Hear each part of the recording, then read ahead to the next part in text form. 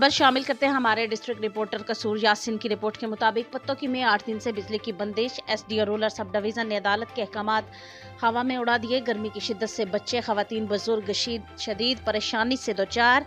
शहरी पानी की बूंद बूंद को तरस गए। पत्तोकी की मुल्हिका आबादी पुरानी शुगर मिल की बिजली गुज़िश्ता 8 रोज से बंद है। इलाका मकीन सरापा एहतजाज है कि चंद घरों से रिकवरी के लिए रेस्क्यू एहलकारों ने पूरी आबादी की बिजली मुनक़ते कर दी है। गर्मी की शिद्दत से बच्चे, खवातीन और बुजुर्ग शदीद परेशानी से दो चार हैं। शहरी पानी की बूंद बूंद को तरस रहे हैं। शहरियों का कहना है कि गर्मी के मौसम में लोग जानवरों के लिए भी पंखे लगा देते हैं, मगर हमारी आबादी की बिजली गुज़िश्ता 8 रोज से बंद है। बच्चों और बुजुर्गों की हालत गैर होना शुरू हो चुकी है। खदशा है कि खुदा न खास्ता कोई जानी नुकसान ही ना हो जाए।